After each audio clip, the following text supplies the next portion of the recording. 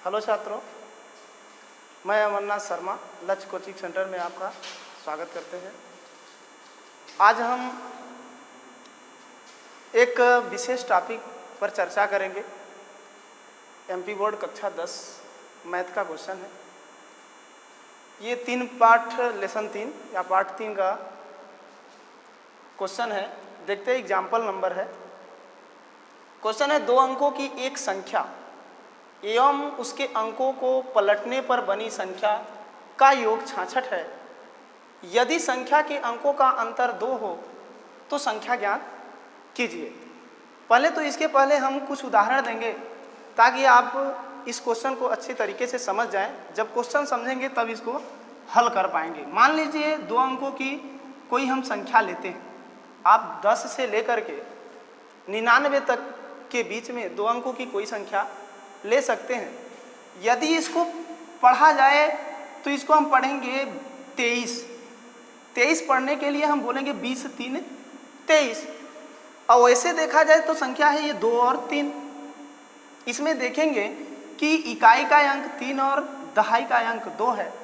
इकाई और दहाई ये 2 अंकों से संख्या बनी है, ताकि दहाई में 10 का गुणांक होता है और इकाई में 1 का गुणांक होता है, और सैकड़े में ऐसे 100 का गुणांक, 1000 में 1000 का गुणांक।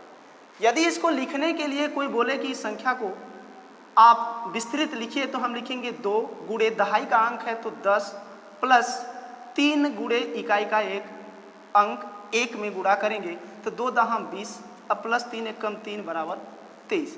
ये एग्जाम्पल हुआ।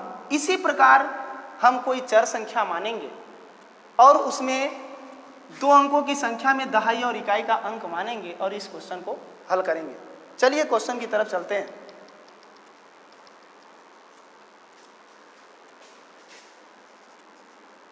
हल। माना 2 अंकों की संख्या में दहाई का अंक x, माना 2 अंकों की संख्या में दहाई का अंक x तथा इकाई का अंक y है।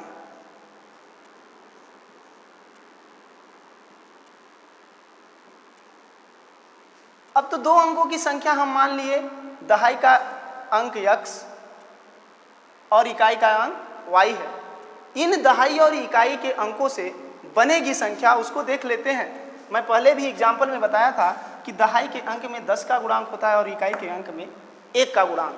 चलिए दहाई में तब संख्या, इन अंकों से बनी संख्या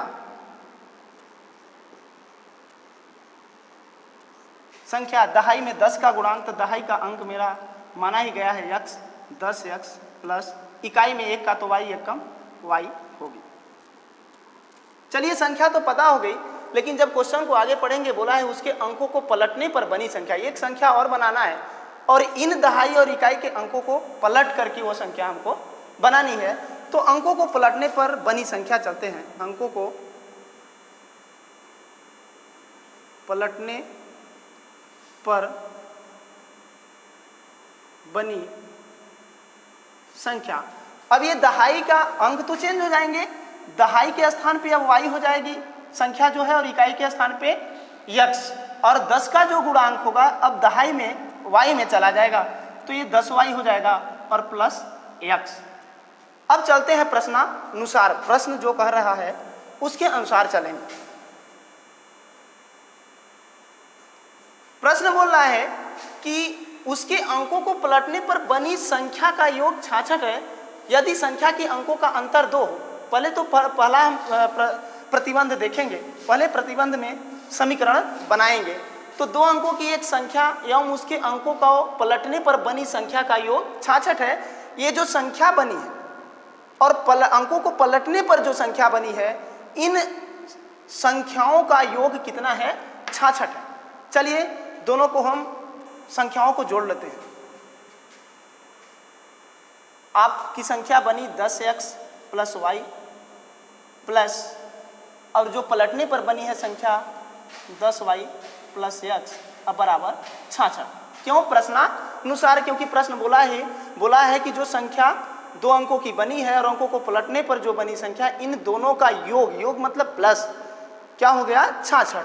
चलिए अब कोष्टक को हल करते हैं। 10x प्लस का y plus 10y plus x equal का 66। चलिए जोड़ देते हैं। x से चर सेम यदि चर होते हैं तो ही आपस में जुड़ते हैं। 10x और ये 1x जुड़ेगा, हो जाएगा 11x प्लस 10y और 1y 11y बराबर 66। चलिए हम इसको और सरल कर सकते हैं इस समीकरण को। दोनों में 11 कॉमन ले लेंगे, बचेगा, लेते हैं 11। जब x में 11 बाहर आएगा, x और प्लस y से भी 11 निकलेगा, y क्योंकि गुणांक 11 है दोनों का, अब बराबर का 66। अब यहाँ गुणे में है 11, जब पक्षांतर करेंगे LHS से RHS में जाएगा तो गुणे वाला भागे में चला जाएगा, हो जाएगा 66/11 और 11 छक्का 66। ये मेरा फर्स्ट समीकरण बना। और इसी प्रकार अब दूसरे प्रतिबंध में चलेंगे। अब दूसरे प्रतिबंध में चलेंगे तो क्वेश्चन की तरफ चलेंगे, देखेंगे दूसरे प्रतिबंध में बोला क्या है। बोला है कि यदि संख्या के अंकों का अंतर 2 हो, यहाँ पे ज़रा ध्यान दीजिएगा, यहाँ बोला है संख्याओं का योग 66 है, लेकिन यहाँ अंकों के लिए बोल दिया कि अंकों का अंतर 2 हो। देखेंगे पहले हम जो संख्या माने थे उसमें इकाई और दहाई के अंकों को x और y माने थे, उनका अंतर बोला है क्या? 2 हो। अंकों को बोला है, ताकि ध्यान दीजिएगा, वहाँ संख्या बोला था, यहाँ अंक बोला है। चलिए हम दहाई का अंक x माने और इकाई का अंक y माने थे, इनका अंतर मतलब घटाना होता है, अंतर बोला है 2 हो। ये मेरा हो गया समीकरण नंबर 2। अब हम ये दोनों समीकरण जो बने हैं, इस समीकरण को हल करने के लिए 3 या 4 विधि से हम हल कर सकते हैं। विलोपन से भी हल कर सकते हैं, प्रतिस्थापन से, ब्रजगुणन से, प्रावर्त विधि से, जिससे आपको अच्छा लगे उस विधि से आप हल कर सकते हैं। वैसे तो मेरे ख्याल से आप विलोपन विधि से, यदि बोला न जाए कि आप विलोपन से, प्रतिस्थापन से, ब्रजगुणन से करिए, तो आप अपने इच्छा अनुसार कर सकते हैं, लेकिन मेरे ख्याल से आप विलोपन से हल करिएगा, क्योंकि वो थोड़ा सा आसानी विधि लगती है। चलिए देखते हैं, पहले विलोपन से दोनों समीकरण को हम हल करेंगे और चलिए ये मेरा पहला समीकरण था और ये दूसरा समीकरण आया। ये दोनों समीकरण को हल करने के लिए मैं बताया 3-4 विधियां होती हैं। पहले तो हम विलोपन विधि से चलेंगे और ये विलोपन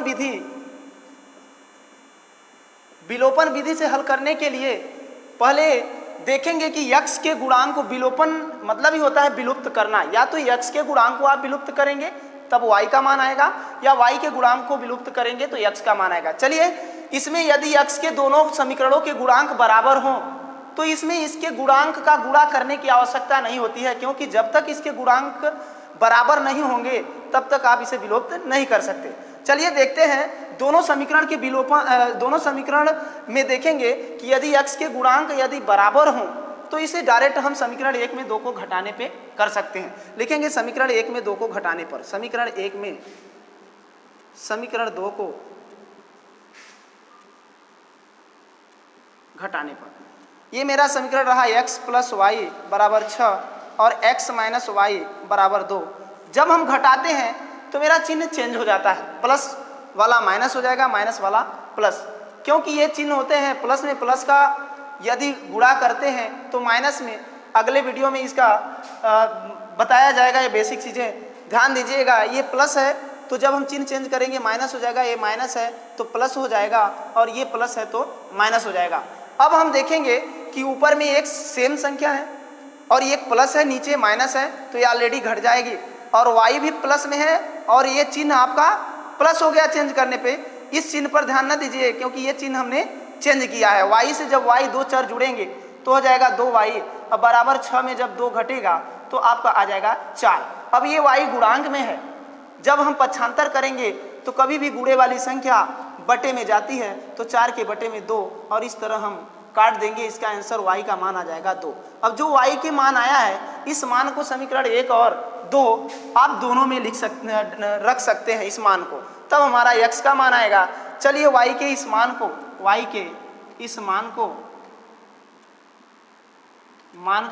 समीकरण 1 में रखने पर, समीकरण 1 में रखने पर। समीकरण 1 में, समीकरण 1 को पहले हम उतार लेंगे और जहाँ पे y होगा वहाँ पे इस मान को पुटअप कर देंगे। x प्लस वाई के जगह पे ये 2 रख देना है, बराबर का 6, प्लस है संख्या 2। अब यहाँ x और का मान निकालना है। जब संख्या प्लस में है, पक्षांतर करेंगे तो प्लस वाली संख्या माइनस में जाएगी और 6 में 2 घट जाएगा 4। इस प्रकार मेरा x और y का मान आया। लेकिन मेरा क्वेश्चन पूछा है कि संख्या ज्ञात कीजिए। चलिए हम संख्या जो हम माने हैं, जब शुरू में ही बताए थे कि 2 अंकों की संख्या 10x प्लस वाई, तो संख्या मेरी हो जाएगी जो हम शुरू में माने थे संख्या 10x प्लस वाई, और 10 तो 10 रहेगा और x के जगह पे इस मान को पुटअप कर देंगे 4 और प्लस y का मान यहाँ से ले लेंगे 2, 10 में 4 का गुणा 10 चौक 40 और प्लस 2 बराबर 42। ये आपकी संख्या हो गई। यदि आपको ये वीडियो अच्छा लगे तो आप लाइक करिए और अपने दोस्तों को व्हाट्सएप ग्रुप से शेयर करिए। यदि नए हैं इस चैनल से आप, तो आप सब्सक्राइब करिए। धन्यवाद।